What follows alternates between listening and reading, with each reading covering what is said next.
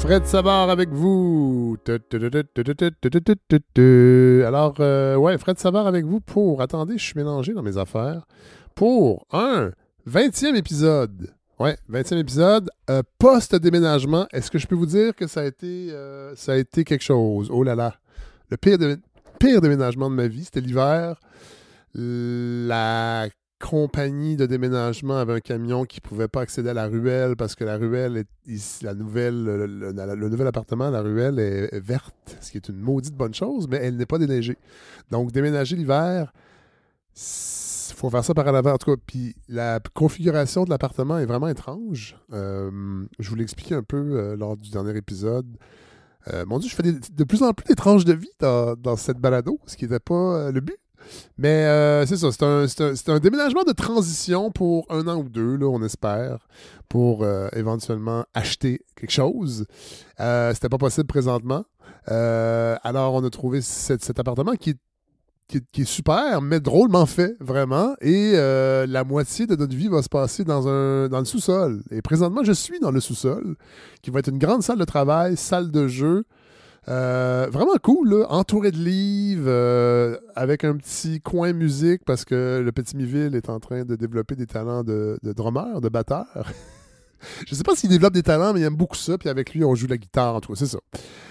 Mais c'est ça, le déménagement a été chaotique, ça a pris 11 heures, fait que on a presque fini d'installer, là. J'ai passé la semaine là-dessus, je suis brûlé.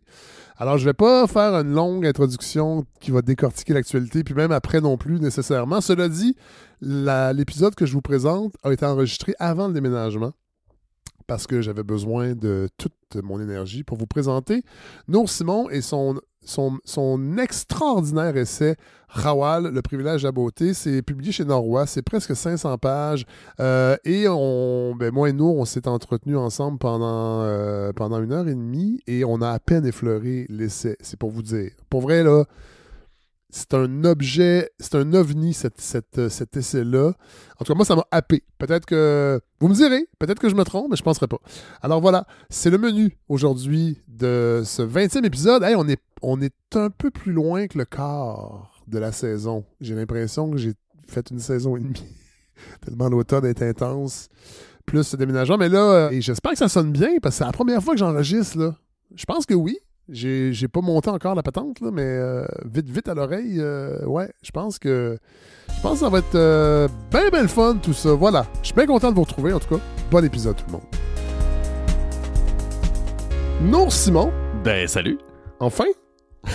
Quel bonheur. Non, ça n'a pas pris tant de temps à vous recevoir. Mais, oui, en fait, ça fait longtemps que je sais que je veux que vous veniez à la balado. Je vous ai découvert dans un texte publié dans la Lettre québécoise. Ah oui? Ouais. Dans Liberté, peut-être? Ah, c'est-tu Liberté? Oui, c'est Liberté. Ouais, excusez, parce qu'ici, il y a des gens de LQ, il y a des gens de Liberté qui viennent, donc des fois, je mélange, ouais. Et je pense que vous étiez déjà en Égypte, ça se peut-tu? Je viens de revenir, oui, c'est ça. C'est un bon. texte que j'avais écrit qui mélangeait mon expérience au Brésil et en Égypte. Voilà. Et j'ai découvert une écriture, un ton, qui m'a happé, je dois l'avouer. Et après ça, j'ai su, parce que vous me l'avez dit, vous m'avez écrit, que vous sortiez un livre, une brique, qui s'appelle Kawal. Rawal. Oh, OK. Excusez. Hawal. Ouais. Est-ce que je le prononce bien? Comme Artung. OK. Ouais, mais ça m'aide pas. Ah non. Bon, donc, Rawal. Oui, exactement. Oui, c'est ça. Le privilège de la beauté, chez Norrois, qui est une sale brique de 488 pages. 488 pages. C'est un petit peu une fierté, ce 488. qui m'a vraiment happé. En fait, c'est un des meilleurs essais que j'ai lu cette année au Québec. Merci. Pour vrai, vraiment. Je sais pas pourquoi. Par contre, qu'est-ce qui m'a tant happé? En fait, il y a plusieurs choses. Je pense qu'il y a le côté, puis on va en parler tantôt, de votre esprit en tiroir. Et le livre reflète ça. C'est pas linéaire, pas du tout. Et le sujet, les sujets, parce que c'est foisonnant. Comment vous décrivez? Comment je me décris? Ouais. Parlez-nous de vous un peu. Moi, j'ai toujours un problème avec les étiquettes. Oui. Jusqu'au jour où j'ai découvert qu'en accumuler, ça permettait de mélanger un peu les gens qui essaient de nous réduire à une étiquette. Tout à fait. Fait que ça les fourre. Ah oui! Oui, littéralement. Fait que je me décris comme une personne non-binaire, neurodivergente, queer, transfemme. Je suis auteur-autrice égypto-québécoise. Des fois, je vais dire que je suis arabe, mais quand on me dit que je suis arabe, je vais dire non, je suis pas arabe, je suis copte. Ouais. OK. Vous êtes musicien? Oui. Artiste visuel? Voilà. Essayiste? Poète? C'est beaucoup d'étiquettes. C'est quelque chose? Non, mais c'est ça. Mais je pense que c'est la force de Khawal. Mm-hmm. Vous me le dites, hein, si ma prononciation prend le champ. C'est qu'on découvre plein de choses. Une réflexion sur plein de sujets. Une non-pudeur aussi, qui, je pense, a dû heurter des gens. Puis ça, on va y revenir, parce que j'imagine qu'il y a une raison aussi derrière ça, ou il y a une démarche, en fait. Oui, absolument. Ouais, voilà. Bon, on va commencer. Je vais sûrement y aller assez. Je vais suivre le livre, là, comment il a été développé. Votre père est égyptien copte. Voilà. Votre mère est catholique francophone. Voilà. Ça veut dire quoi être copte au Québec? Oh, deux questions. Ouais. Copte, c'est la minorité autochtone d'Égypte. Oui. Donc, c'est pour y aller dans les grandes lignes, c'est les descendants directs de la civilisation pharaonique. OK. Est-ce que c'est les Coptes qui disent ça ou il y a des historiens qui le disent? Ça, c'est très compliqué parce que tout le monde a toujours un agenda quand il parle des Coptes. Oui, c'est ça. J'ai lu un article juste avant-hier qui disait qu'en fait, les Coptes, c'est c'est un peuple de l'Afrique noire, en fait. Okay. Puis l'auteur, un historien, avançait vraiment que c'est un héritage de l'Afrique noire. Puis c'est ça, quand c'est des Occidentaux qui en parlent, en fait, ils vont se réclamer, ils vont dire que non, en fait, c'est la source du christianisme, puis de la civilisation occidentale, puis avec le lien avec les parents. Donc, c'est des chrétiens? C'est des chrétiens. Okay. C'est dans les premières communautés chrétiennes. Okay. C'est une histoire qui est très difficile à suivre parce que c'est des bribes. C'est un peuple qui a été sous colonisation depuis les pharaons, puis des couches de colonisation une par-dessus l'autre. Ça fait que tout le monde a réécrit l'histoire des Coptes à leur sauce.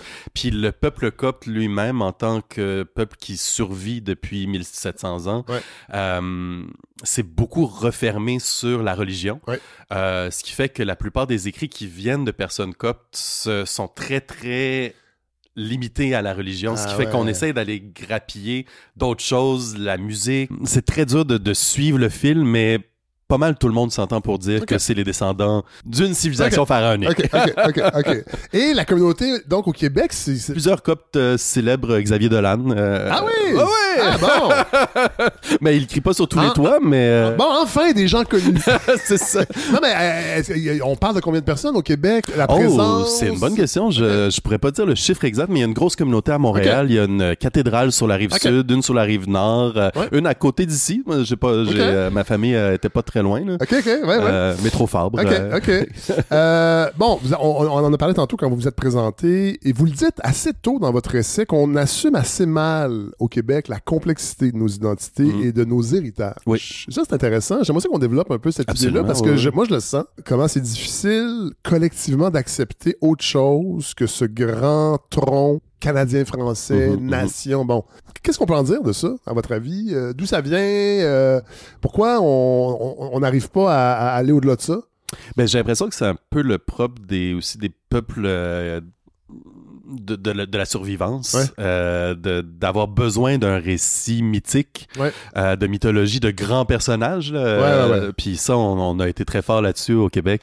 Félix Leclerc, Maurice Richard... Puis nos géants, ouais, c'est ça. Puis avec mes différents héritages, puis avec mes différentes communautés d'appartenance, on a tout ça. Dans la communauté trans, on a Marsha P. Johnson, qui est une géante.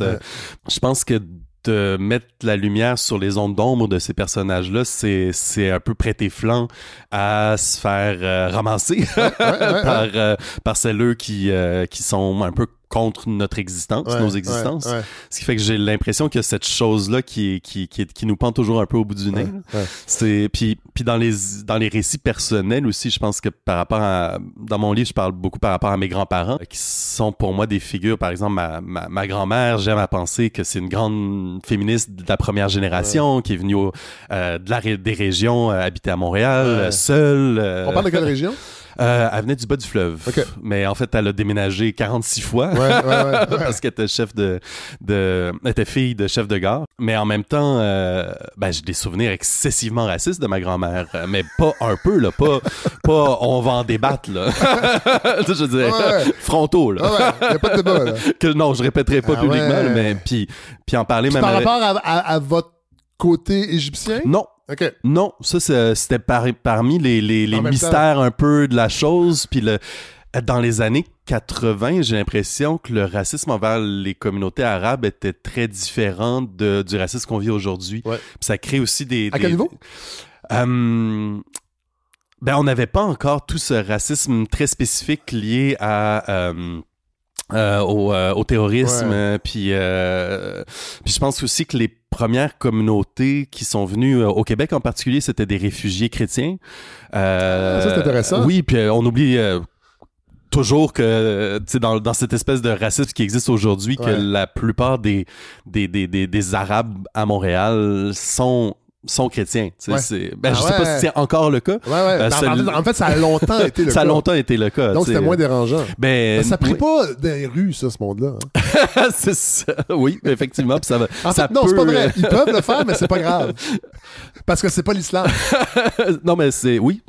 Puis en plus, c'est des communautés souvent qui sont plus pâles de peau. Ouais. Moi, je suis complètement white passing. Si je dis pas que je suis d'origine arabe, personne le sait. Puis j'aime bien les termes. Oui, il y a beaucoup de mots comme ça qui... c'est une des vertus de votre livre. Il y a beaucoup de nouveaux mots. Et c'est bien. Donc, le white passing, c'est quand on se fait passer pour blanc. Oui. Ouais, okay. Exemple très vécu. Moi, pendant le débat les multiples débats sur les accommodements raisonnables, vu que j'avais pas l'air arabe, le nombre de choses horribles que j'ai entendues. Puis moi, c'est la forme de racisme que j'ai le plus vécu.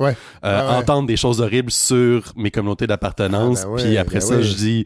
tu sais que je viens de là moi aussi, puis non, toi c'est pas pareil, t'es comme nous. Je suis comme, je suis faible en pigments, mais...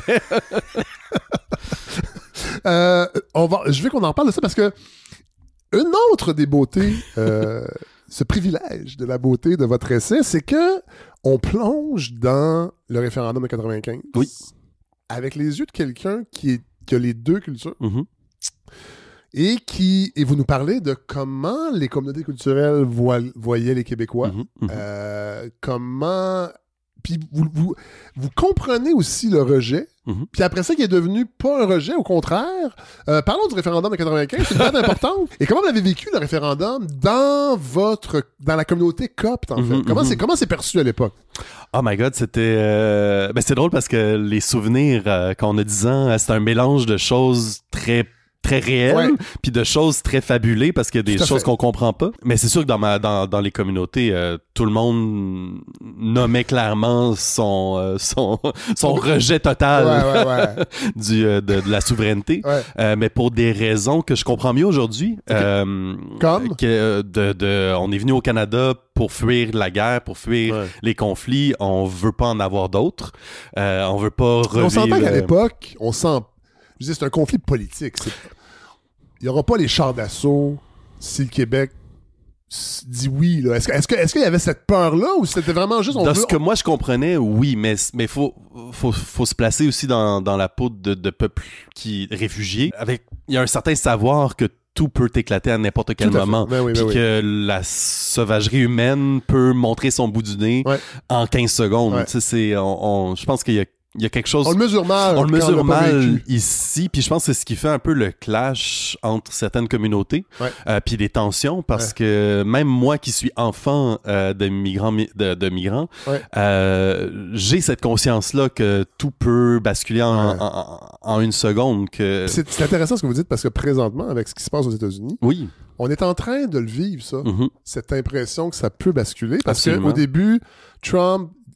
On dit, il dit des niaiseries, l'annexion du Canada. Puis là, à un moment donné, ça se met à être discuté dans les médias. Puis à être pris au sérieux par tout le monde. Les politiciens en parlent. Puis là, l'armée, l'invasion armée du Canada, Puis là, moi, je me rends compte, ça peut arriver, là. Puis on va être très mal préparé parce qu'on a aucun... En fait, les seuls qui vont pouvoir nous aider, c'est ceux qui sont issus de l'immigration et qui ont souvenir de ça, qui ont vécu ça de par leurs parents ou leurs grands-parents. Alors, c'est ces récits-là qu'on va avoir besoin pour affronter ce qui s'en vient. C'est fou quand on y pense. Est-ce qu'on va les écouter? Ça, je suis pas sûr. Mais c'est elles qui ont vécu ça. Absolument. Ben, c'est ça ce qui est dur de ma posture de faire, de mettre en ordre les idées, de se dire, qu'est-ce qui est de la fabulation, qu'est-ce qui est un raccourci, qu'est-ce qui est une crainte réelle, parce que tu dis, ben, en fait, tu sais, ce qui se passe en Palestine, je veux dire, c'est littéralement les États-Unis qui ont décidé, bon, ben, c'est correct, vous pouvez envahir, vous pouvez tuer autant de monde que vous voulez. On va même fournir l'armement. Puis les images, on les voit, on les connaît, tu sais, tout est vu et su, puis c'est encore débattu. Puis l'ONU, tu sais, je veux dire, ce qu'elle dit, tout le monde s'en contre Saint-Cyboirise. Puis tu dis, ben, ok, dans nos têtes, on se dit, ben, qu'est-ce qui empêche de faire la même chose ici? Puis là, tu dis, mais est où la pente glissante de paniquer? Puis d'avoir une réflexion réelle sur, bon, ben, on est au Canada, on n'est pas là-bas, mais... dans votre livre, vous donnez raison un peu à Parizeau, donc. On le sent ça à un moment donné. Oui, absolument. Moi, à l'époque... Moi, je pense que c'est plus... Oui, ben, j'avais un regard d'un enfant de 10 ans, là, mais c'est sûr, quand il a dit que c'est la faute des immigrants, j'étais comme, c'est sûr qu'il n'y a pas grand monde dans le salon ici qui est convaincu. Cela dit, ça vous a pas empêché de... Est-ce que j'ai compris de militer? Ah oui, absolument, j'ai milité. Ça arrive quand, ça? Pour l'indépendance? Ça arrive plus tard. Ça arrive plus à l'époque de Lucien Bouchard, fin Lucien Bouchard. Donc, vous avez à peu près 20 ans, ou pas loin? Oui, c'est ça. Puis à l'époque, c'était une volonté... c'était une volonté de me dissocier de mon héritage arabe.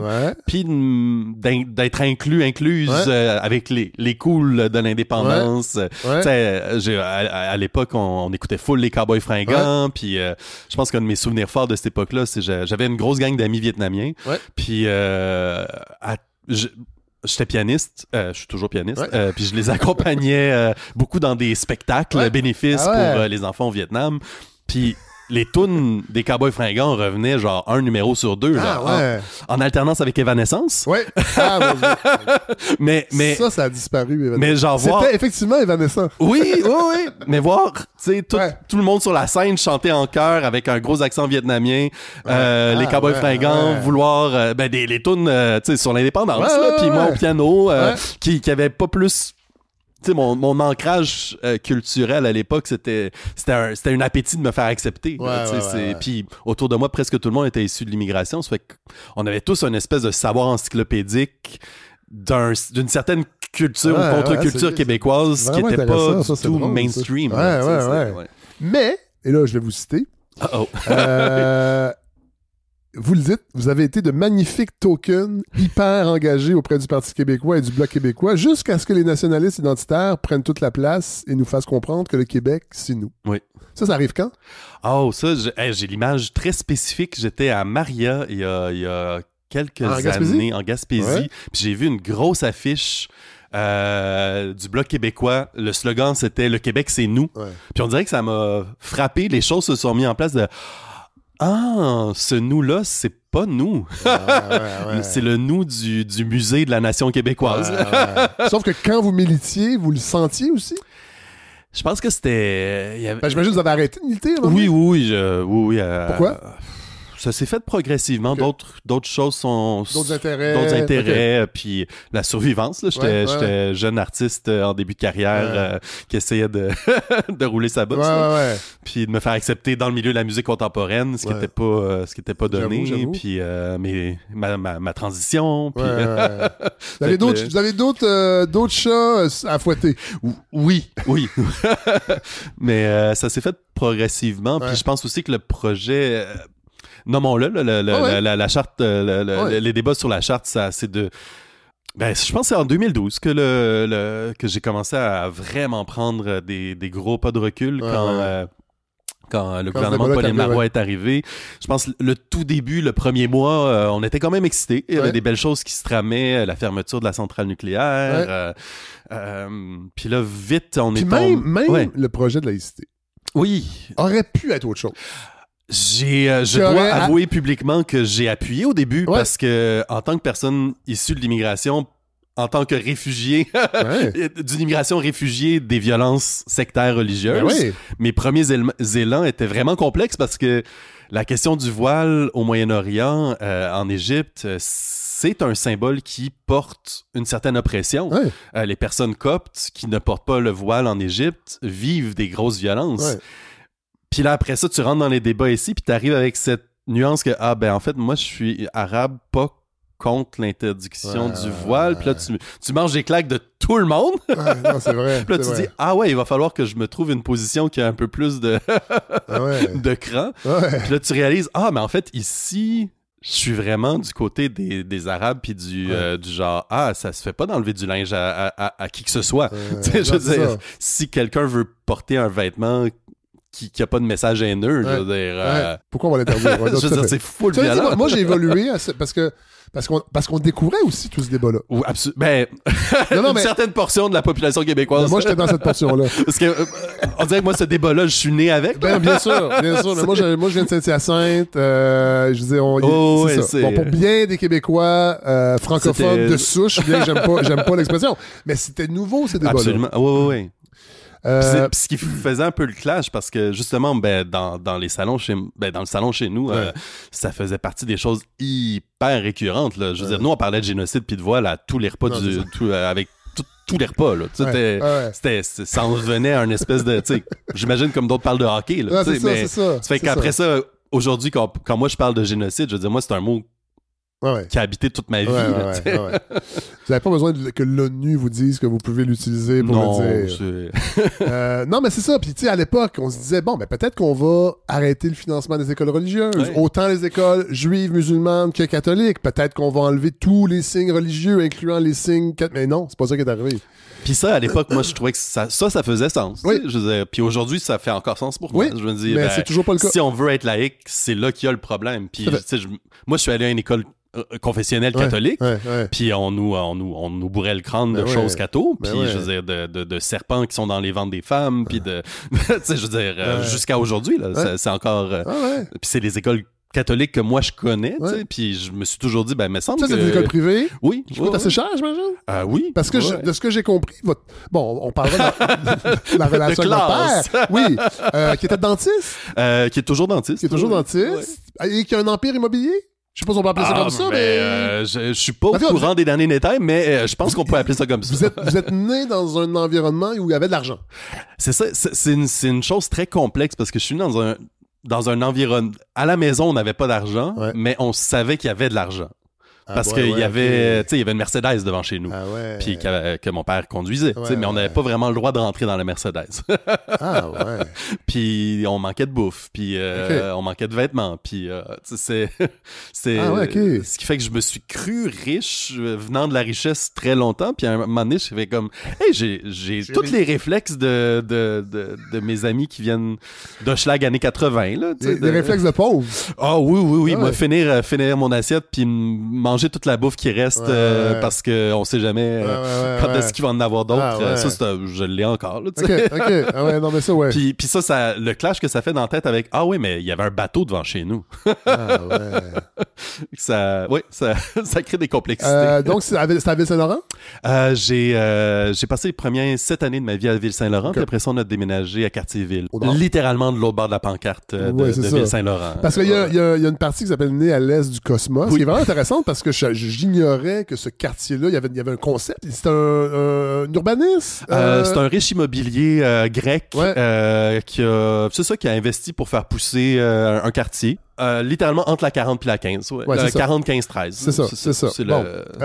Et il y a des choses vraiment intéressantes parce que vous dites, les statistiques sur le multiculturalisme d'un quartier, vous les trouvez toujours très réductrices. On a l'impression qu'il y a une harmonie aussi parce que tous ces gens viennent d'ailleurs.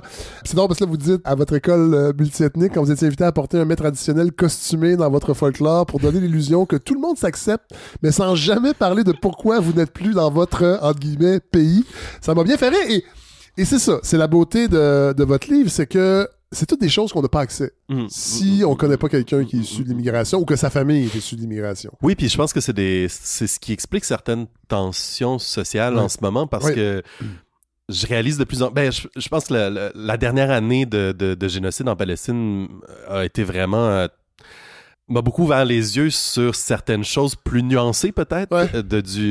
Au début, j'avais beaucoup de colère par rapport au fait que les gens entre guillemets avaient pas l'air de comprendre ce qui se passe. Puis j'ai réalisé de plus en plus que tu sais, le concept de bulle idéologique oui, qu'on a beaucoup associé aux réseaux sociaux, mais en fait ça date de, tu sais, je veux dire, ça a toujours été là, puis justement ces conversations là avec lesquelles moi j'ai passé ma vie à jaser de ces choses-là. Puis je veux dire, ce qui se passe en Palestine, ça fait 40...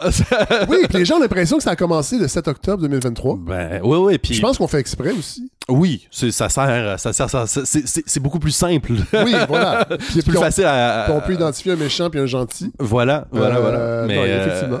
Mais du coup, je réalise de plus en plus à quel point, ben, c'est vraiment... Ça doit être vraiment un effort d'imagination immense pour des gens qui viennent d'arriver dans le sujet, de concevoir le niveau d'horreur, la durée, ce que les gens ont pu supporter pendant tant d'années.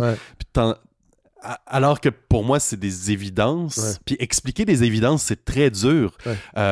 Juste cet été, j'ai dû expliquer à une de mes partenaires pourquoi voir un drapeau israélien dans un petit village où j'étais en vacances, ça m'a autant jeté à terre. Puis c'est ce moment-là que j'ai réalisé, oh my God, c'est dur à expliquer. Parce qu'elle était comme, mais il faut relativiser, machin, c'est des gens protestants d'un milieu pauvre, ils comprennent peut-être pas. Puis j'étais comme, non. Vous étiez aux États-Unis? Non, j'étais au Brésil. J'étais au Brésil. mais c'est un effort d'imagination qui est très grand. Puis je pense que ça demande de plusieurs côtés de trouver des manières d'expliquer, de se protéger aussi, parce que c'est des efforts d'explication. Moi, expliquer ça, c'est très dur. Là, j'ai des images qui me viennent en tête tout de suite, très trash, que les gens qui connaissent pas, qui ont pas grandi avec ces savoirs-là, pourraient pas supporter. Je veux dire, ce qu'on voit au quotidien dans les communautés arabes, sur les réseaux sociaux, la plupart des gens peuvent même pas concevoir, peuvent pas imaginer les images qu'on a en tête. Moi-même, je suis pas capable de les voir. Pour moi, c'est un génocide, c'est clair, mais j'ai décidé de pas m'abreuver d'images parce que c'est trop difficile. Oui. Puis aussi, ça me permet de me prémunir aussi de la propagande, parce qu'il y en a eu. Il y a de la propagande. Je veux dire, c'est une guerre d'information. Exactement. Il y a toujours la propagande dans les guerres, là, c'est pas nouveau, on le sait très bien. Sauf que cette partie-là, née à l'est du cosmos, elle est vraiment intéressante parce que, vous rappelez que dans votre plus jeune, en tout cas dans vos communautés, la majorité blanche francophone était assez abstraite. Ah, vraiment. Vous saviez que vous l'écrivez comme ça. Ils parlent français, ils détestent le Canada et boivent beaucoup de bière. Ça a été mon image du Québécois francophone jusqu'à mes 23 ans, je dirais. Parce qu'à l'école, il y en a très peu, j'imagine. À l'école, il y avait la première de classe. Puis à part de ça, c'est ça, très, très peu. Puis dans le quartier comme tel, c'était aussi très séparé. Tu sais, on se croisait très peu. Parce que les lieux étaient pas les mêmes. Ma famille faisait pas confiance aux lieux. Pourtant, votre mère. Oui. C'est ça qui est fou. Ben, je pense qu'elle a trouvé un certain complément. Je pense qu'elle devait se sentir confortable dans cette... Elle vient du bas du fleuve, hein? Oui. C'est ça. Ben, elle a grandi à Montréal. OK. Puis elle travaillait dans le milieu hospitalier? Oui, à l'hôpital de Ville-Saint-Laurent qui a fermé depuis. Puis justement, en contact constant avec exclusivement les communautés dites culturelles à l'époque. C'était comme ça je pense qu'on les appelait. Communautés culturelles, tout à fait. Et là, dans ce paragraphe-là, vous rappelez quelque chose qui m'avait vraiment mis en cacarnac à l'époque. C'est un tweet de Marc-Claude Lortie. Oh my God, oui. On est au début de la... Non, pas au début, mais c'est la première vague de réfugiés syriens. Donc, on est en 2014, 2015, 2016, je pense. Et le Québec accueille des réfugiés syriens. Et Marie-Claude Lortie tweet qu'elle a bien hâte que ces gens-là ouvrent des restaurants syriens. Et là, vous, issus à moitié de réfugiés, ça vient vous heurter. Oui. Avec raison. Je suis même pas issu de réfugiés, puis je suis comme, mon Dieu, ça se peut pas. Puis en plus, c'est une journaliste qui était même, je pense, éditrice adjointe à l'époque. Mais je veux dire, ça se peut pas. Ben, c'est des niveaux de... d'insensibilité. Je pense qu'on peut oui, dire ça. oui, d'insensibilité. Puis je pense quand je parlais tantôt de manque d'imagination empathique, je pense que c'est très révélateur parce que je connais pas du tout la personne, je l'ai très peu lu, pour être honnête. Puis ça m'a pas donné le goût. Non. mais je peux malheureusement très bien imaginer à quel point cette personne-là peut pas imaginer ce que ces gens-là ont vécu. Qu'est-ce qui en coûte d'être réfugié? Voilà. Puis c'est quoi le processus d'immigration? Il y a plein de gens autour de moi qui sont aujourd'hui dans le processus d'immigration. Puis aujourd'hui, c'est 1000 fois plus... J'allais dire 1000 fois plus facile, je sais pas. Mais quand j'entends les histoires de ma famille par rapport aux histoires d'aujourd'hui... En tout cas, il y a des choses qui sont plus simples aujourd'hui. Il y a des choses qui sont plus simples, mais c'est encore un parcours tellement stressant, tellement angoissant, tellement long. C'est juste un parcours d'incertitude, de violence, tu sais, je veux dire, des violences systémiques qui sont tellement évidentes pour nous, tu sais. Le 11 septembre. Oui. Qu'est-ce qui arrive? Il y a un basculement, vous le sentez? Oui, ben tout ça a été dit, mais c'est pas grave parce que ça fait partie de votre essai. Puis, ça a été dit, mais pas... Moi, j'ai l'impression qu'il y a eu un documentaire pour moi qui a aidé à mettre les mots dessus, les enfants du 11 septembre. C'est ça. C'est ça que je voulais dire. Oui, avec il y avait les Sœurs Talby, il y avait Safia Nolin, je me souviens plus exactement des autres participantes. Mais ça m'a aidé à mettre les mots sur ce qui s'est passé parce qu'effectivement... la plupart des personnes, beaucoup dans les communautés égyptiennes, on est très white passing justement, on est très pâle. Puis on vient d'une certaine période de l'immigration où mes parents puis beaucoup de gens gardaient un côté communautaire autour de l'Église copte très fort, mais dans la société québécoise voulaient disparaître le plus possible. Donc, est-ce que ça veut dire de pas être présent, de pas participer, disparaître, ou juste de faire semblant? Qu'on est comme tout le monde? Je pense pas que c'est une question de faire semblant. Je pense que c'était beaucoup une question de célébrer les cultures colonisatrices. Mon père était un grand fan des Anglais. Il vous obligeait à parler anglais? Il nous a obligés à apprendre l'anglais. On parlait pas anglais à la maison, mais pour lui, sa priorité, c'était qu'on apprenne l'anglais. Puis quand on parlait de culture québécoise, il nous ramenait toujours à la grandeur de la culture britannique. Puis ça, je l'ai vu beaucoup avec des Libanais de l'âge de mon père par rapport à la culture française. Une espèce de survalorisation des écrivaines français. En opposition à la petite culture moyen-orientale ou à la petite culture québécoise. Puis c'est en grandissant que je me suis dit, il me semble qu'il y a des affaires comme qui gagneraient à être recontextualisées. Puis il y a des auteurs français qui sont plus intéressants à lire aujourd'hui. Musset m'a toujours endormi. Puis ça m'a donné la permission à un certain point de prendre mes livres de Musset puis de faire « Hey, je les lirai jamais, puis c'est correct. » tout à fait. Mais oui, je pense qu'il y avait une espèce de volonté de s'intégrer très forte au Québec ou au Canada, dépendant, ou aux cultures francophones, françaises ou anglaises. Je pense que c'était plus les bulles françaises et anglaises que Canada-Québec, parce que c'était peut-être l'appétit pour le côté local de la chose était peut-être moins grand. Mais c'est intéressant ça, la culture britannique. Moi, je me sens chez nous à Londres. À Paris, je me sens touriste. Bizarrement, je me suis senti très chez nous à Édimbourg. Je suis jamais allé. Puis j'ai habité à Paris pendant 1 an. Puis je retourne assez souvent pour le travail, mais non. Non. Vous n'êtes pas parisien? Non. Non, mais j'ai eu un appétit pour la France très grand. Mais aussi en tant que personne issue de l'immigration. Tu sais, je veux dire, d'abord, je suis allé étudier à la Sorbonne pour avoir le stamp. Dans ma famille, on voulait que j'ai plutôt le stem de Harvard. Puis moi, mon troupe d'opposition est allé vers la Sorbonne. Tu sais, vous avez fait quoi là-bas? Musicologie. Ah ouais? Ouais. Okay. Puis j'étais bien impressionné. Il y avait une petite plaque sur ma chaise. Ici, Victor Hugo s'est assis. J'étais comme, oh my God, je mets les fesses à la même place que Victor Hugo. C'est drôle, ça.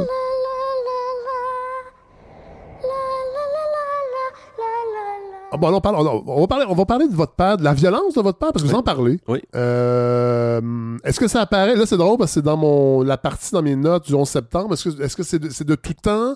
Est-ce qu'il y a eu... Comment ça se manifeste? Parce que vous en parlez beaucoup. Oui, c'est malgré moi central dans tout ce que j'ai écrit. Chaque nouveau livre que je commence, je me dis, cette fois-ci, là, je parlerai pas de mes parents. Je peux-tu passer à autre chose? Mais on fait, c'est ça. À un moment donné, il faut suivre comment les choses se construisent. Puis une grande partie de mon héritage de vie vient du fait que je viens d'un milieu très violent. La violence de mon père s'est manifestée très tôt. Puis c'était lié beaucoup à... ça venait toujours d'une bonne place, entre guillemets, dans le sens où il y avait des bonnes intentions. Tu sais, c'était pas le mythe de l'ivrogne ou c'était plus... Il voulait qu'on... c'est un survivant de génocide. Il voulait un réfugié qui a eu une vie... C'est un overachiever. Absolument. Qui voulait... dentiste. Exactement. Puis dans toutes les communautés migrantes, il y a cette pression pour que les enfants deviennent dentistes, docteurs ou avocats. Peut-être que ça change avec les nouvelles générations, là, parce que là, on est rendu au 3e, 4e. Mais dans ma génération, je veux dire, tout le monde... Les Vietnamiens devaient devenir pharmaciens, les Arabes devaient devenir médecins. Puis c'est un cliché, mais c'est pas très loin de c'est pas très loin du réel. Puis, sauf que la violence s'est escalée. Je veux dire, il n'y a pas une note que je pouvais avoir qui m'aurait protégé de cette violence-là. Moi, j'ai eu la chance, entre guillemets, d'être une personne neurodivergente HPI, ce qui fait que haut potentiel intellectuel, c'est le nom très douteux de cette neurodivergence. Ce qui fait qu'à l'école, oui. Non seulement je réussissais, mais je veux dire, j'étais en haut de la classe dans les classes les plus compétitives du Québec. Puis c'était jamais suffisant. J'avais des moyennes de 97, 98, puis je comprenais pas comment ça se fait que les autres étaient contents avec des 82, 83. J'étais comme, my God! Un petit côté Sheldon Cooper. Mais... Fait que c'est une violence verbale, comportementale, physique constante. Puis on est 5 enfants, puis qui s'est exprimé différemment avec les 5 enfants. Là. Moi, c'était verbal et physique. Avec d'autres, c'était plus psychologique. Puis mes parents étaient très inadéquats pour s'occuper de nous. Ça fait que c'était beaucoup ma grande sœur et moi qui se sont occupés des plus jeunes. Mais je veux dire, quand j'ai commencé à m'occuper de mes petits frères, j'avais 10 ans. Là. Fait que vous êtes devenus adultes trop vite. Oh my God. Tu sais, je veux dire, quand moi j'avais 10 ans, mes plus grandes préoccupations, c'était genre, le lait du biberon, es-tu assez chaud? Es-tu trop chaud? La dermite de couche, le zincofax. Ça, c'était les mots-clés que je connaissais pendant que mes amis, j'avais pas d'amis. Pendant que les gens dans la classe parlaient de... Je sais pas de quoi ils parlaient, là, d'affaires à la télé que j'avais aucune idée. Mais ça, j'imagine que ce décalage-là, c'est après qu'on s'en rend compte, parce que à 10 ans, vous êtes dans le feu de l'action. Mais j'étais en survivance. Oui, c'est ça. Je veux dire, j'étais vraiment très focusé sur comment m'arranger pour... On devait partir de la maison à 7h10 tous les matins, puis pas à 7h10 et 30 secondes. Là, si on n'était pas à 7h10 dans l'auto, prêt à partir, c'était violent.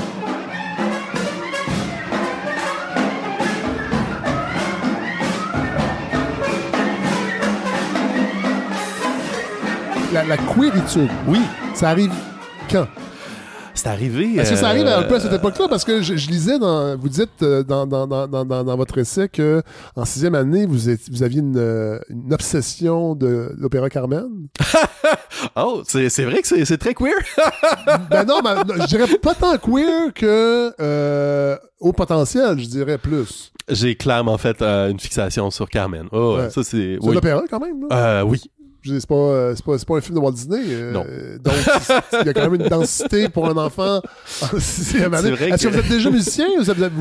Oui, j'ai commencé à faire du piano, j'avais 5 ans. OK. OK. C'était... Bon.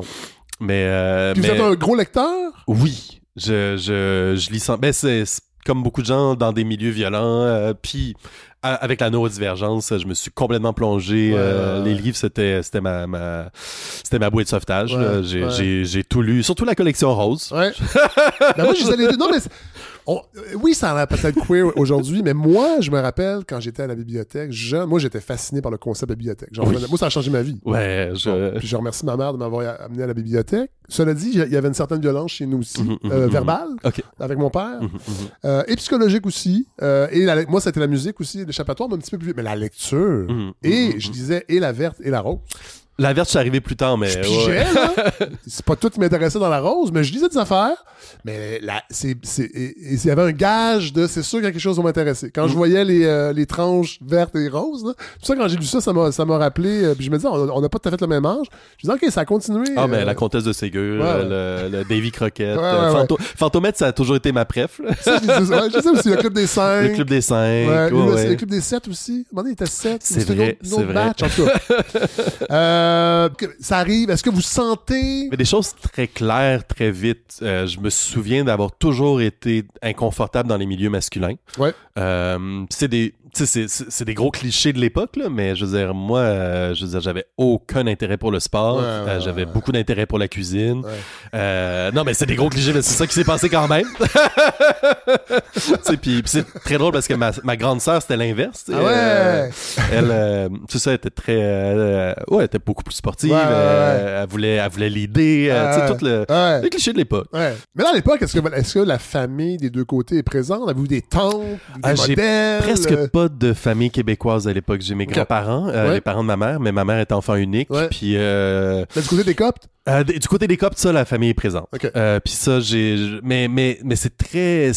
Ça a été très étrange parce qu'on était vus comme des parias, mais en même temps on était comme de la royauté parce qu'on était les enfants du plus vieux fils qui avait fait venir tout le monde. Fait que c'était une espèce de... Il y avait cette tension-là. Puis j'avais une tante que j'aimais vraiment beaucoup, les autres me faisaient vraiment peur. Puis ça, les oncles étaient très effacés. Puis ça, c'est une des choses dans les communautés coptes, c'est très matrilinéaire. C'est quelque chose qui est beaucoup documenté sur l'histoire des Coptes, que ça a toujours été la femme qui est au centre, mais c'est l'homme qui est le porte-parole de la Theta, de la Puis dans ma famille, c'était exactement ça. Mon grand-père parlait peu, mais quand il parlait, c'était il établissait les vérités, mais c'était clairement ma Theta qui avait comme... Oui, et puis personne n'était dupe, là, mais... mais est-ce que les hommes... Est-ce que ça crée des tensions?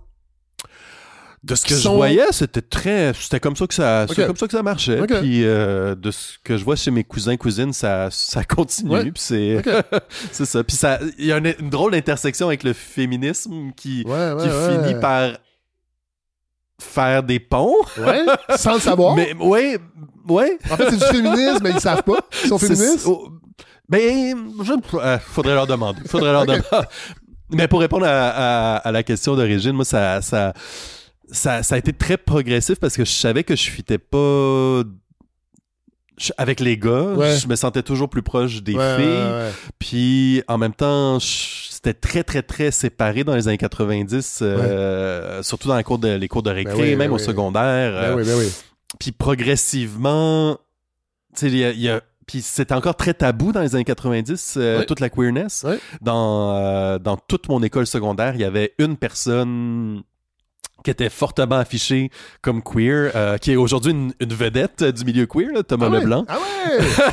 Puis qui était très flamboyant à propos de ça. Là. Il arrivait avec sa mère en décapotable, la musique à fond. Puis, c'est du Madonna, j'imagine? Ça, je connaissais pas à l'époque. Gros cliché.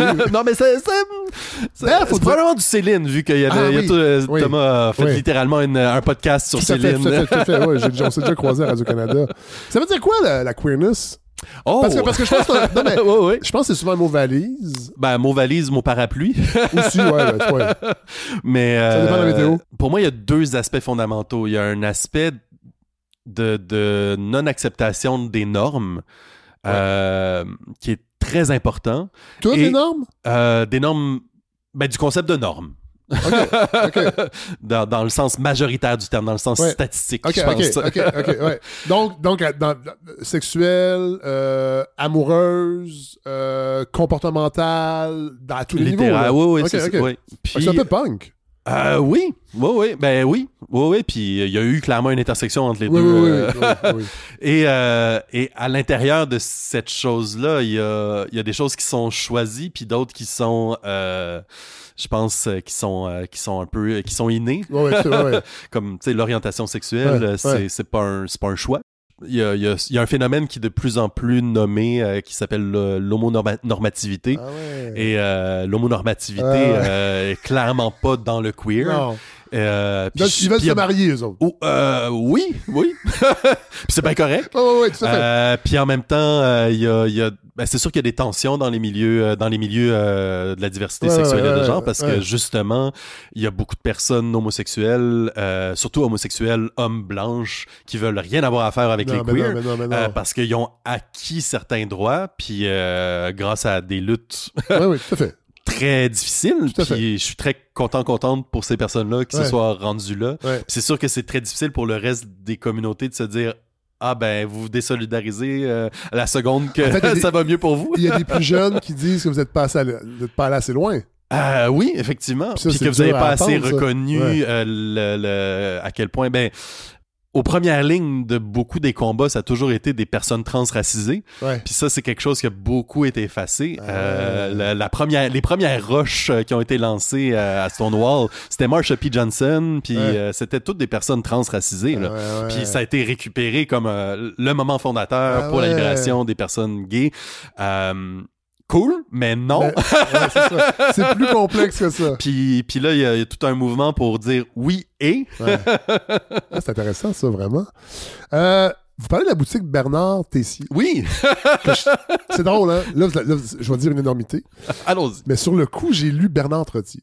Oh, c'est drôle, qui est un magasin de sport. Dans le magasin de sport, ça, je suis pas encore rendu. Non. Mais c'est... Pourquoi? Ça a été important? Ah, ça a été fondateur. Mais c'est le hasard des choses. Est-ce qu'elle existe encore? Elle vient de fermer. OK. Donc, c'était sur Mont-Royal? Oui. C'était quoi? C'est juste une boutique de quelqu'un qui faisait des vêtements sur mesure, qui avait des vêtements X-large. OK. Puis c'était une petite boutique, souvent déserte, où c'était comme... Ça a juste été plus facile pour moi pour des raisons qui sont un peu dures à comprendre. Ouais, je comprends, okay. C'est plus facile de rentrer là que de rentrer dans une boutique plus marquée, typée féminine.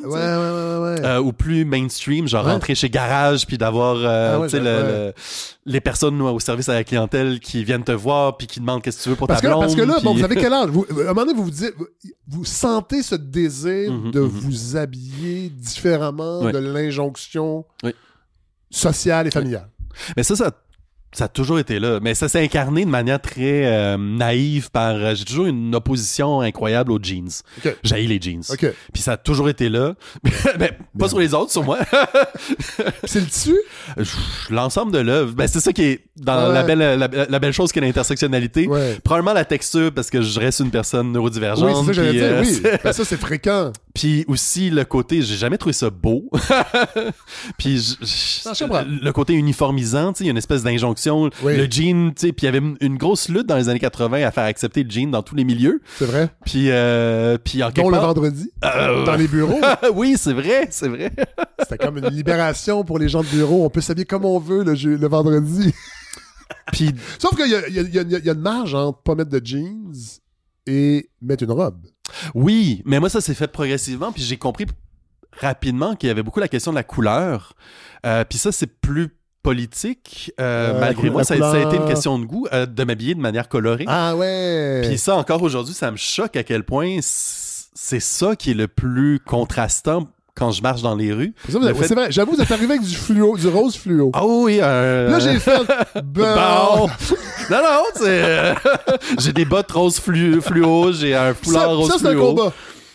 Ben, je l'ai pas vu comme un combat jusqu'à ce que je comprenne que c'en était un.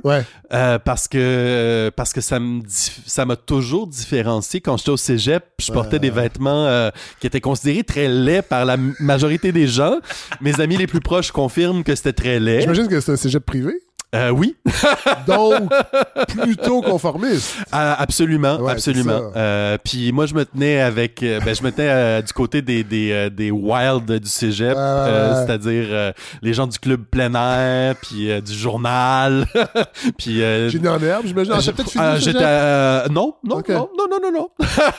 Puis des marxistes-léninistes avec leur casquette du Che.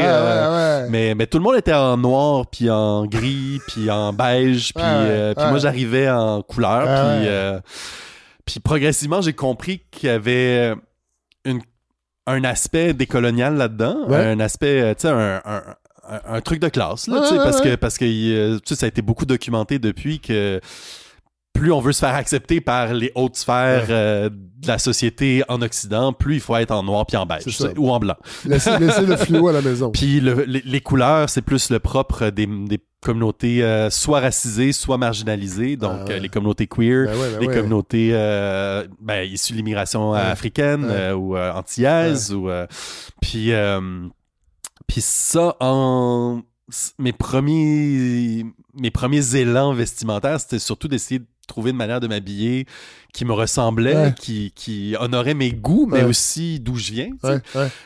Puis progressivement, je me suis dit, il me semble que ça serait le fun de porter d'autres choses que des boxers. Je trouvais ça laid. Fait que, comme beaucoup de personnes trans, ça a commencé par les sous-vêtements. Puis là, aller magasiner des sous-vêtements en dentelle. Puis c'est quelque chose qu'on s'en parle dans les communautés trans. Les premières étapes, on est dans les gros clichés. Mes premières bobettes qui n'étaient pas des boxers, c'était des bobettes en dentelle rouge. Que j'ai acheté à l'aubainerie en faisant semblant de magasiner de la vaisselle, mais que genre 1, 2, 3, go, ok, j'ai pris une bobette. Puis progressivement, c'est ça, là, j'allais... je me souviens, les premières fois que je les ai portés, c'était pour donner une conférence à l'Université de Montréal. Puis là, je les ai portés en dessous de mes vêtements de monsieur, puis de ma chemise à carreaux. Puis j'étais comme, oh my God, je suis so wild! Puis là, progressivement... En même temps, ça dénote aussi comment...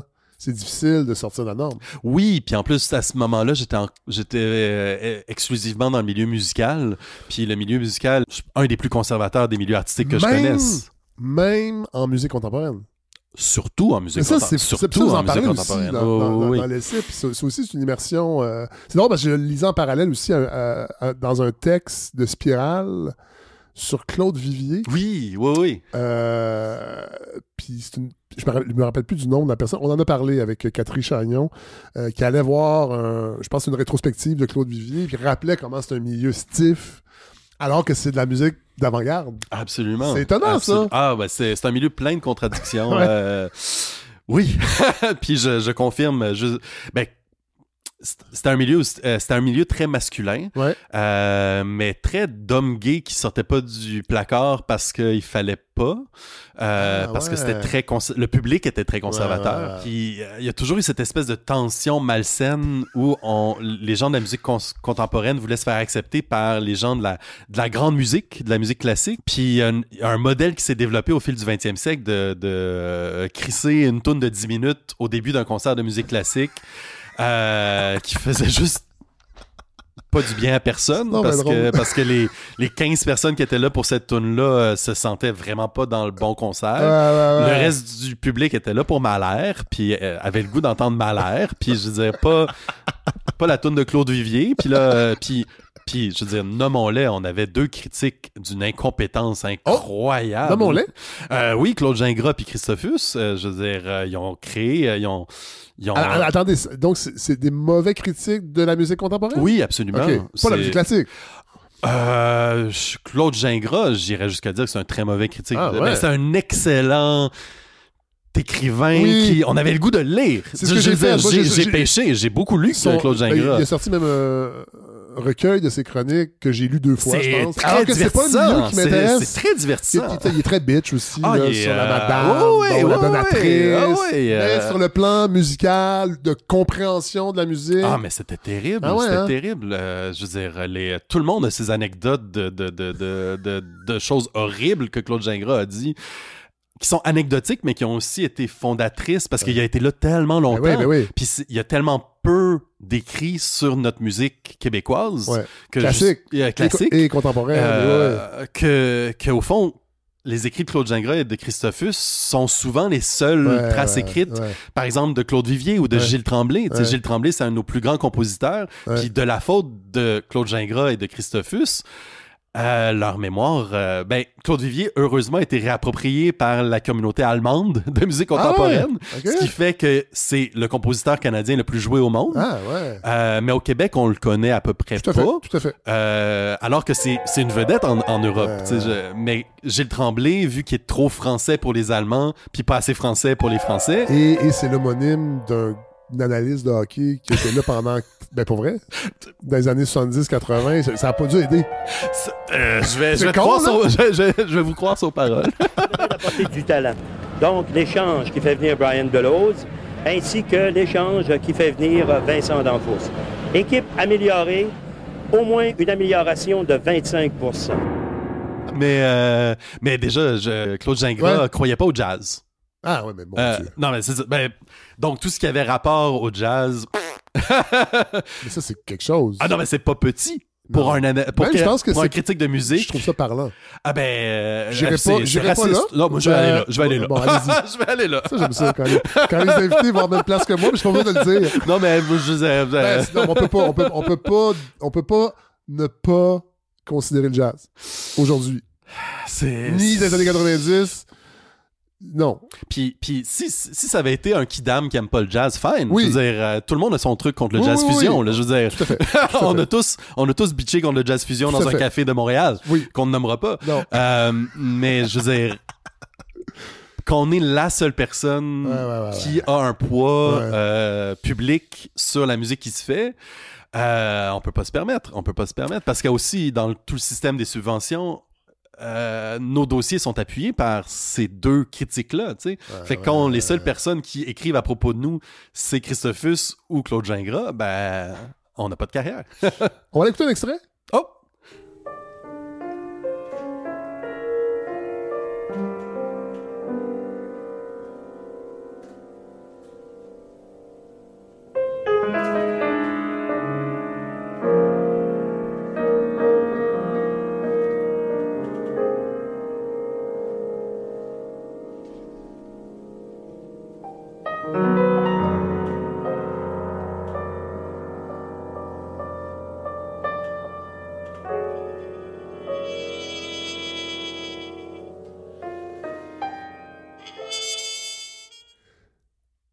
Qu'est-ce qu'on vient d'entendre?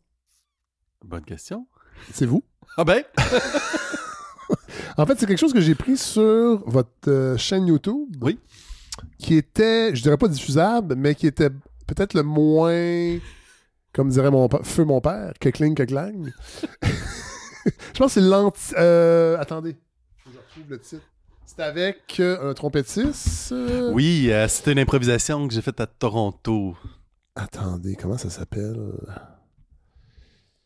Audio Pollination. Nour Simon, Rod Campbell. Il y a 11 mois, ça a été mis. Donc enregistré, c'est ça. C'est très drôle pendant que j'écoutais. Soyons dans la transparence. Oui. J'étais comme... C'est qui ça? Le pianiste. Mais c'est parce que c'est la... Vous trouvez bien? Vous trouvez bon? Ben, j'étais comme, ok, il y a des petits accents de Claude Vivier, un petit côté cheesy. Oui! C'est moi? Ah, mais c'est trompette. Mais c'est parce que c'est la beauté de l'improvisation. On est tellement... ça, c'est de la musique totalement improvisée. Je connaissais pas le trompettiste 3 minutes avant de commencer à jouer. Wow. En fait, 15 secondes avant de jouer.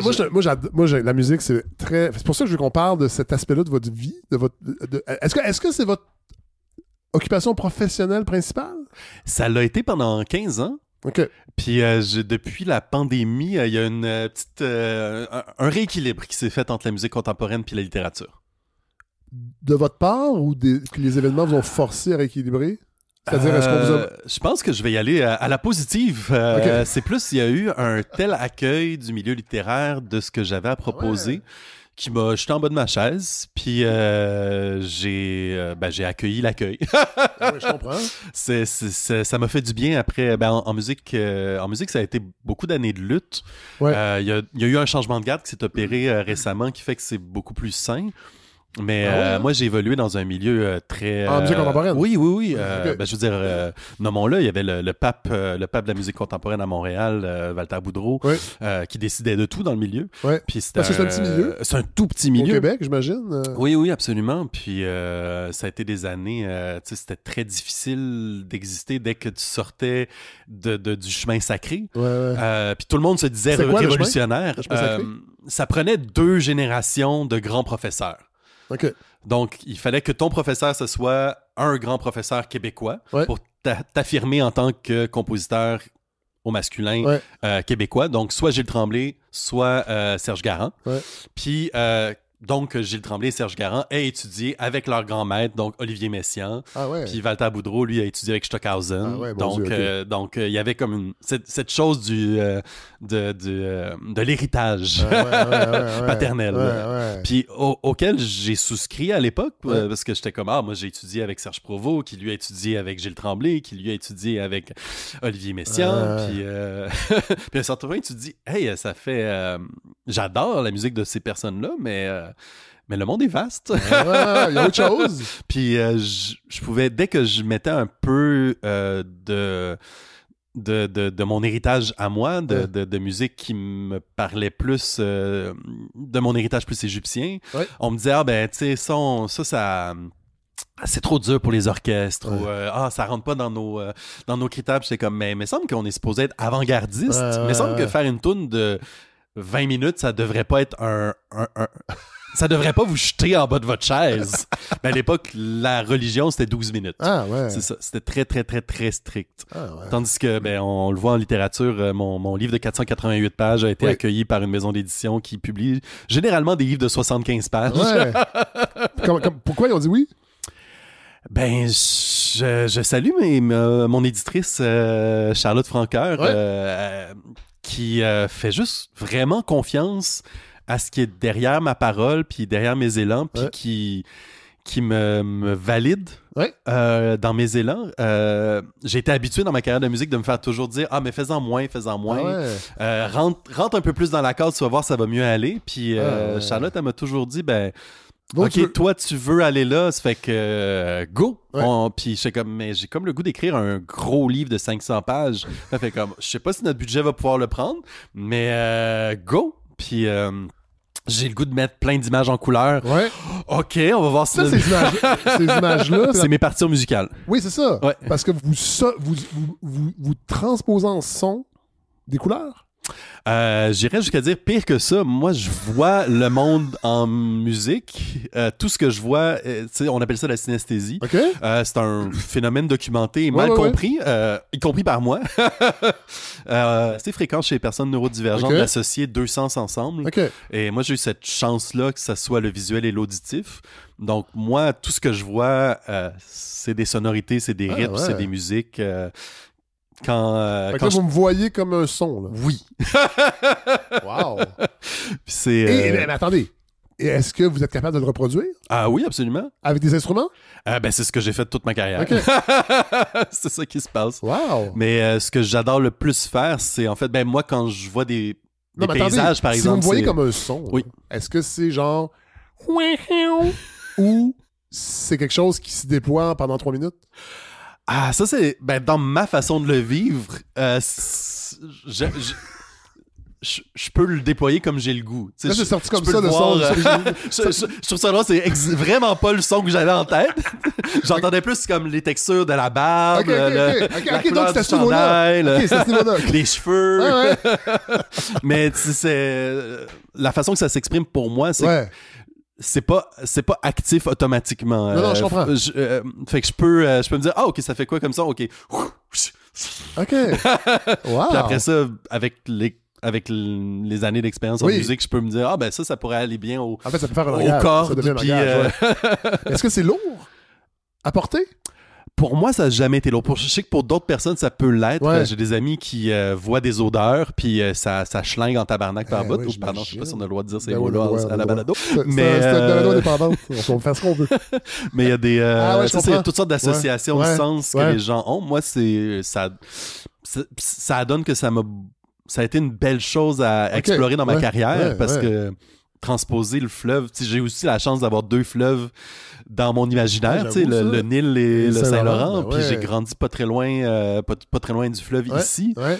Puis j'ai passé beaucoup de temps à juste regarder, entendre les saules pleureurs, puis à imaginer le Nil. Ouais. Puis c'est partout dans ma musique, c'est partout dans mes visuels. Puis pour moi, c'est des sons qui sont très réconfortants, qui m'aident beaucoup à vivre. Là. C'est, Bon, là, je veux qu'on parle de Rawal. Oui. Parce que ça, c'est la partie, je pense, que j'ai le préféré. Mais en même temps, je les ai tous aimés. Pour moi, j'ai vraiment été happé par votre essai. Mais c'est que pendant la pandémie, bon, vous le dites, il y a une 4e tentative d'apprendre l'arabe. Oui.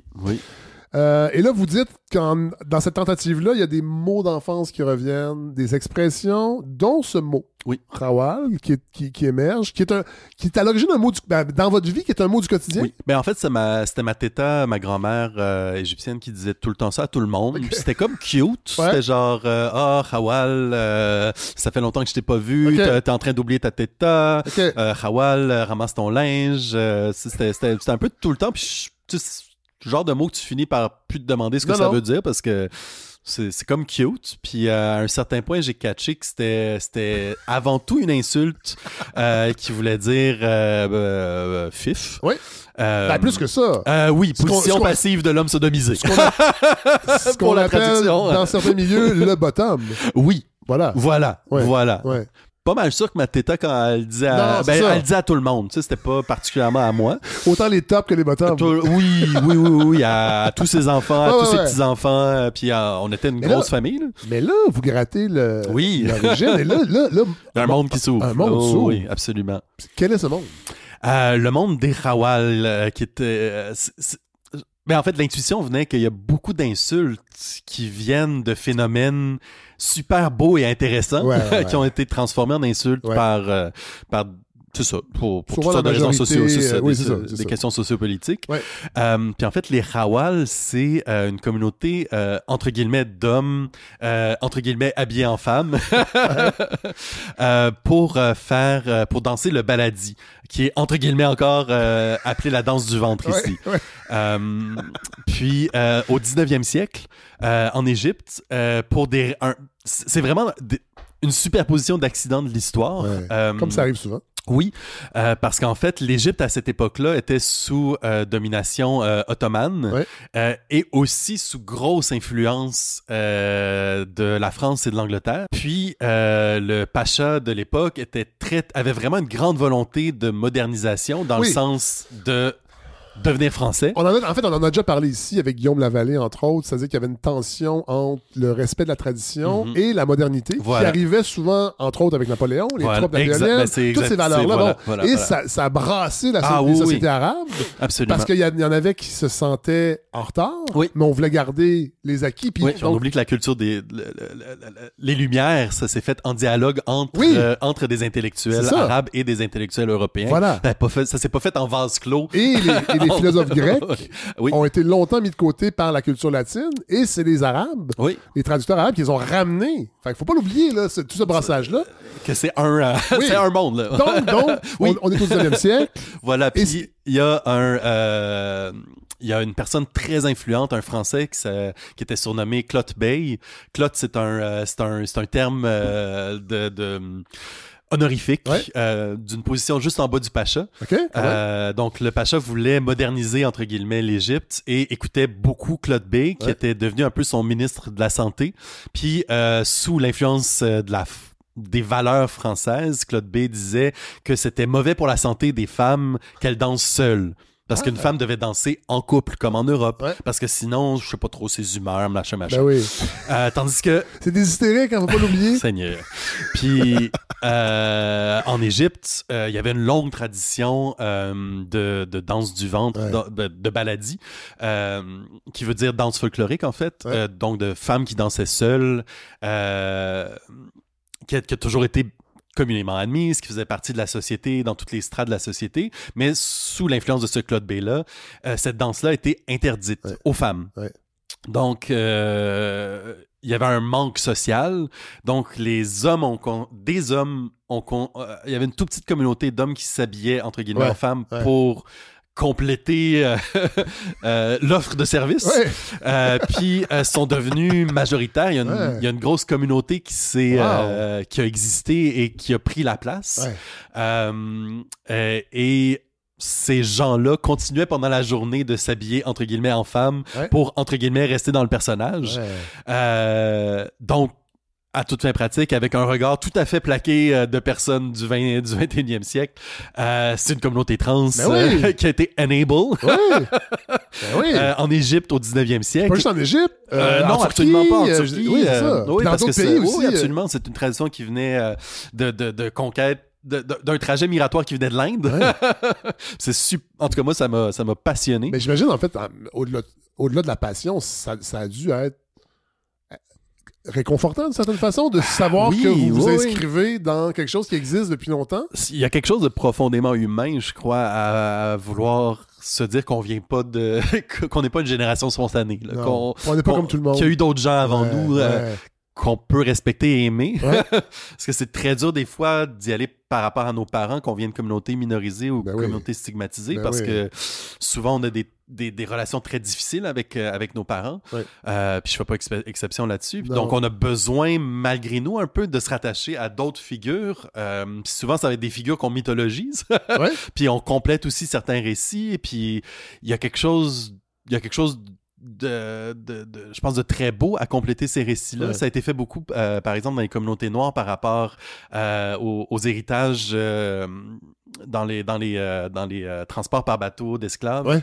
Il y a beaucoup de gens qui se sont penchés à réécrire l'histoire de ces personnes-là, à les fictionnaliser, puis de s'inventer un passé à défaut d'en avoir des traces super concrètes, à partir de bribes. Il y a quelque chose de réconfortant, mais aussi de validant, de se dire qu'on n'est pas des monstres, parce que c'est pas une maladie mentale. C'est pas une maladie mentale. Parce que c'est le discours présentement là, qui revient avec ce qui se passe aux États-Unis. Absolument. Ça s'en vient ici.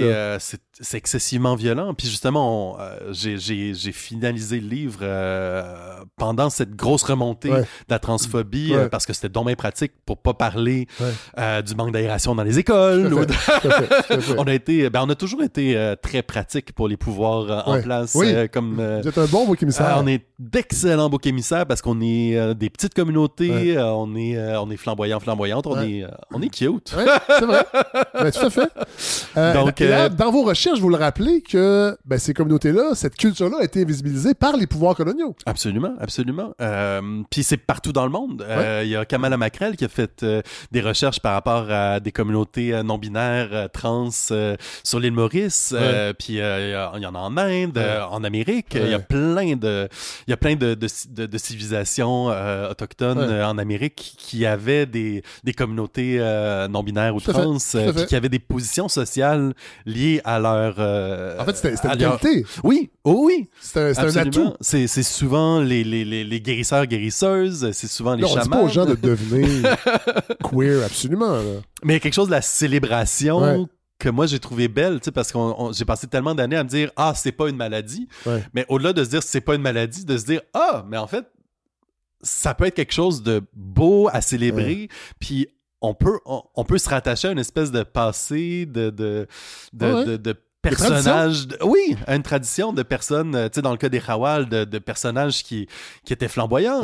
J'ai retrouvé 4 photos de Khawal que j'ai reproduites absolument sans permission. C'était un statement parce que personne qui avait demandé la permission à l'avance de prendre des photos de ces personnes-là. Mais non. Puis juste de dire il y a cette richesse culturelle qu'on a pu porter. Et il y a une invisibilisation, mais en même temps, vous le dites, il y a probablement un voyeurisme colonial aussi. Oui, absolument. C'est drôle parce que là, je peux le dire parce que mon père est mort, mais quand j'étais dans les apartistes, tout de suite après le 11 septembre, nous, c'est le 11 septembre qui a mis les apartistes au monde un peu, d'une certaine façon, parce que nous, on parlait de ces questions-là, puis on jouait au Lion d'Or. Et mon père m'a répété, je sais pas combien de fois, que le Lion d'Or est dans le village gay. Le Lion d'Or est dans le village gay. Hein. C'est dans le village gay. OK. Mon père n'était pas particulièrement ouvert dans son discours à tout ce qui était pas bon. Mais je sentais une curiosité derrière ce commentaire-là. Ah ouais? Ouais. souvent, dans le rejet, il y a une curiosité oui, qui absolument. n'est pas Oui. assumée. Mais je pense qu'on vient... Les gens comme moi qui sont visibles puis qui sont dans la célébration... On s'entend que moi, je faisais juste ouais. faire de l'humour dans le village. quartier gay, là. C'était pas bien en robe, là. Oh, oui. Fait que je peux imaginer le clash. Bon, mais quand même, c'est à plus petite échelle, mais il y a D'avoir une curiosité. osé aussi aller dans ces rues-là. Ben oui, ben parce oui. que, Ben oui. parce que ça a souvent été des quartiers, des lieux où il fallait pas aller, surtout si on avait pu avoir des élans, des envies. Oui. Puis il y a la gestion de la honte, c'est quelque chose de central dans les communautés. Puis bon, c'est une génération qui a été élevée dans la religion aussi. Je pense que c'est difficile de s'admettre ça à soi. Fait que aujourd'hui, s'il était né, bon, en tout cas, mais quand vous parlez à la fin de votre père, puis vous rappelez je pense que c'est des vidéos de mariage où il danse comme un fou. Ouais. Peut-être que vous reprenez vous êtes ce qu'il aurait aimé être, dans le fond. Et ce qui explique peut-être le rejet, malheureusement, envers vous. Là, je ne vais pas faire de la psychopop à Saint-Saëns, mais en tout cas, moi, ça m'a beaucoup parlé, cette partie-là. Ben oui, c'est tout à fait possible. Je pense que j'ai essayé longtemps de comprendre, puis une des choses que j'ai essayé de déposer dans mon livre, c'est cette idée qu'il y a des choses qui sont trop complexes pour qu'on puisse les comprendre, puis que c'est correct, puis on peut plonger autant qu'on veut pour essayer de comprendre, et parfois on peut aussi se dire c'est trop complexe, puis je vais prendre un pas de côté, puis moi c'est ce que j'ai fini par choisir de faire. Clairement, il y a beaucoup de choses que je fais ou que je fais pas aujourd'hui qui sont liées à cet héritage-là et au fait que oui, probablement que mon père il aurait beaucoup plus dansé s'il avait pu, puis en fait aujourd'hui il fait de la Zumba 3 fois par semaine. Ça aussi, c'est complexe. L'attrait pour le Zumba. Ça lui appartient. Puis moi, ça m'a pris longtemps à accepter que c'était pas une mauvaise personne. Que c'est beaucoup plus complexe que ça. Qu'en fait, les mauvaises personnes, entre guillemets, ça existe peut-être pas. Non, mais en fait, sont construites, puis que c'est pas nécessairement, ça va pas me guérir de comprendre tout ce qu'il a vécu, de comprendre tout son héritage. Ce qui peut me guérir, par contre, c'est de me construire des images positives par rapport à lui, par rapport à mes héritages, de me dire, tu sais, peut-être qu'il y a une fictionnalisation de mon père dans laquelle il n'aurait pas vécu ces choses difficiles-là de cette manière-là, ou qu'il l'aurait vécu peut-être qu'il y aurait quelqu'un qui serait venu pour l'aider comme moi, des gens sont venus pour m'aider. Tu sais, des Charlotte, mon éditrice, qui est venue m'aider au fil de mon parcours. Si mon père avait eu accès à des gens comme ça, plutôt que les gens qu'il a rencontrés lui sur son parcours, il y a peut-être une version de lui qui peut exister dans mon imaginaire, peut-être dans mes prochaines fictions, où on pourrait avoir une relation. Puis ça, il y a quelque chose de la beauté de la fiction ou de l'autofiction ou de l'autothéorie, de pouvoir s'inventer ces choses-là. On l'a effleuré. Je veux quand même qu'on en parle, le haut potentiel, le HPI. Oui. Ben, c'est parce que je pense que, je le sentais quand vous en parliez, vous n'osez pas dire ça parce que c'est vrai que c'est un terme qui est chargé. Ah oui. Vous le découvrez quand exactement? Puis ça se manifeste comment? Ben, c'est un peu comme la queer. C'est drôle, les choses commencent sont toutes en parallèle. Là. Il manquait de mots, il manquait de représentation. Quand j'étais jeune, clairement, j'étais dans une case à part. Là, c'est pas tous les kids de 8 ans qui finissent Les Misérables, les 3 tomes j'avoue. en 2 semaines. J'avoue. Je dirais... Au-delà d'avoir du temps. Oui. Non, mais... Non, bon, là. Faut avoir l'intérêt. Oui, tout à fait. Puis le privilège, je veux dire, beaucoup de choses. Puis, tu sais, il y a eu des hints au fil de mon parcours. Il y a eu des les chasseurs de tête, Ouais. c'est comme ça qu'on l'appelle? Ouais.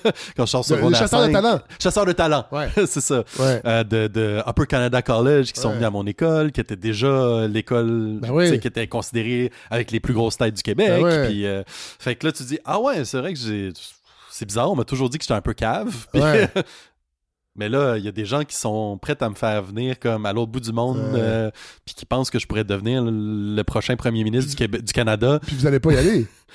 Non, ma mère s'y est fermement opposée pour des raisons... Visez-les. C'est ça. Mais...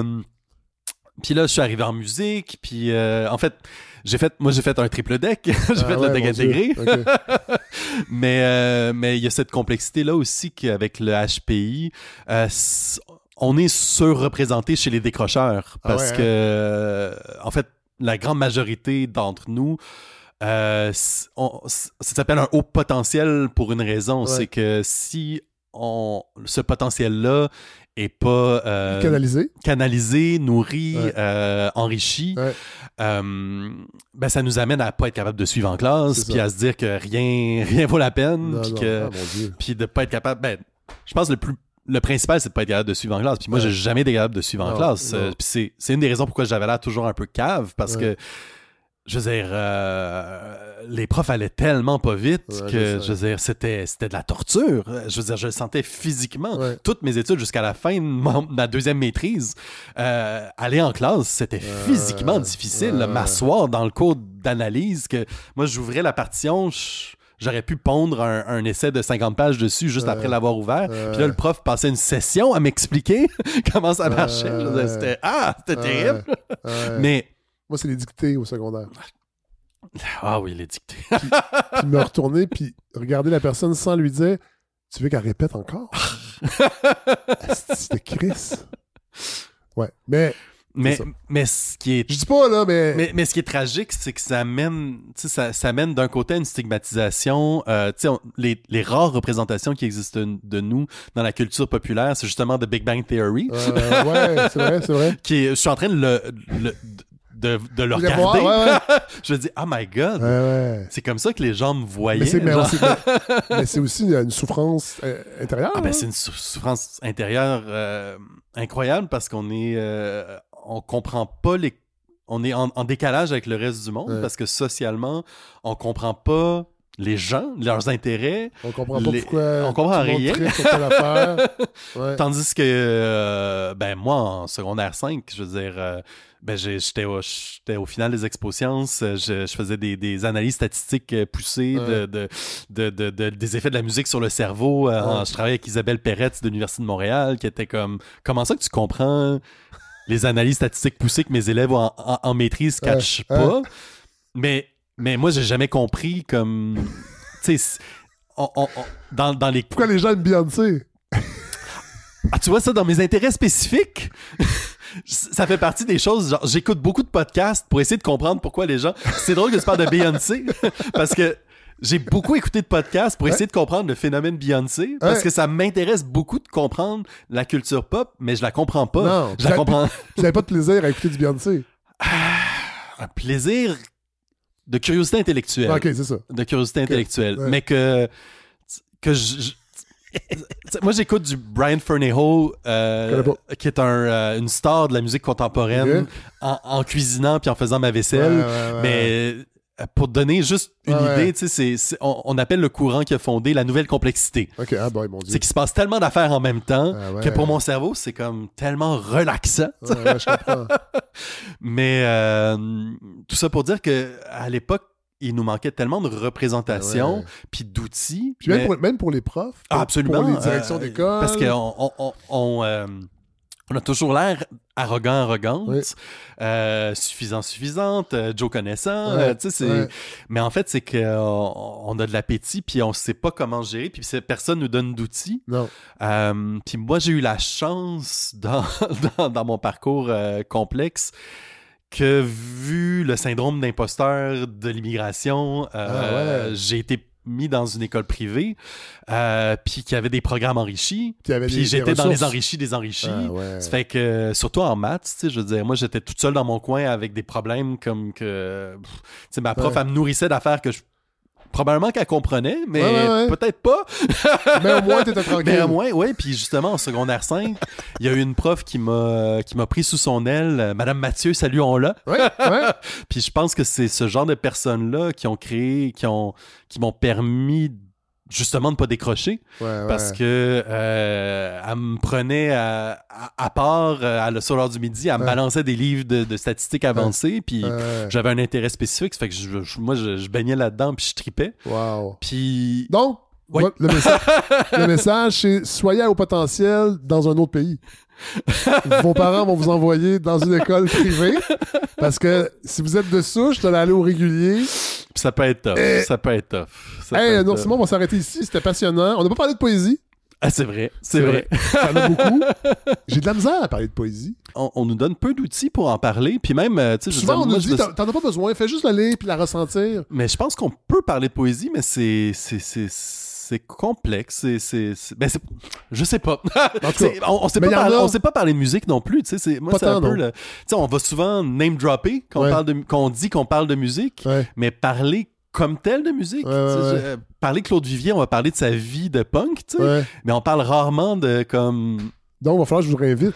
Ben avec plaisir. Qu'on parle de musique avec plaisir. Hey, merci, c'était passionnant. Alors on lit Rawal, Le privilège à beauté aux éditions Norrois. Pour vrai, allez, lisez ça. Dites rien puis lisez ça. Allez, merci. Merci. Alors voilà ce qui conclut ce 20e épisode. Je vous l'avais dit, c'est une rencontre vraiment incroyable que j'ai eue avec Nour Simon. Très, très content. Je vous invite à aller acheter Rawal, Le privilège à beauté. Ça vaut la peine. Il faut avoir ça dans sa bibliothèque. Alors, on va terminer en musique.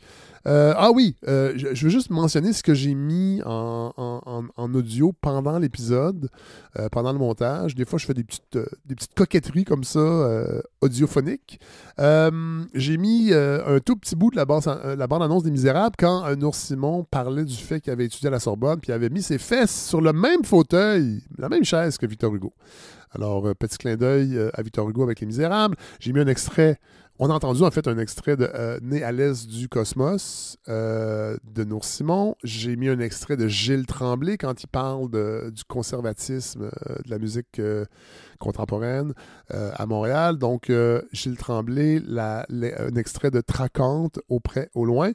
Et on va terminer en musique avec un auteur, compositeur, interprète qui a été mentionné pendant l'épisode, Brian Fennerhoff, que j'ai découvert avec Nour Simon, qui est un compositeur britannique, né en 1943, découvert à partir de la moitié des années 70, parce que longtemps, son œuvre a été réputée injouable à cause de la dextérité, l'extrême dextérité que ça prenait pour jouer ses œuvres. En fait, même la rumeur disait que ses œuvres n'étaient pas jouables, carrément. Mais en 1974, donc, il y a un tournant. Sa musique est un petit peu plus découverte par le grand public. On met ça entre guillemets parce que ça reste de la musique contemporaine. Et là, on va aller écouter un extrai. Et c'est drôle parce qu'après l'épisode, j'ai fait des recherches sur Brian Fennerhoff. Et j'en ai glissé un mot par courriel à Nour Simon. Puis l'extrait qu'on va jouer, c'est La Terre est un homme. Il ne connaissait pas ça non plus. C'est pas ça qu'il écoutait pendant qu'il cuisinait chez lui. Alors voilà, on va écouter la pièce La Terre est un homme. C'est une pièce pour orchestre enregistrée entre 1976 et 1979. Je vous le dis tout de suite, c'est exigeant. Ouvrez vos oreilles et peut-être que vous allez aimer ça. Mais je pense que ça fait partie de ce projet-là aussi de proposer ce genre de pièces qui nourrissent notre curiosité. Hey, merci d'avoir été là. Je suis content. Ça sonne bien, je pense. Vous me le direz. Écrivez-moi. Et on se retrouve la semaine prochaine avec God Coralie, entre autres. Et on va parler des CPE, des négos. On va avoir une négociatrice dans ce conflit qui oppose les centres de la petite enfance et le gouvernement. Bonne semaine, tout le monde!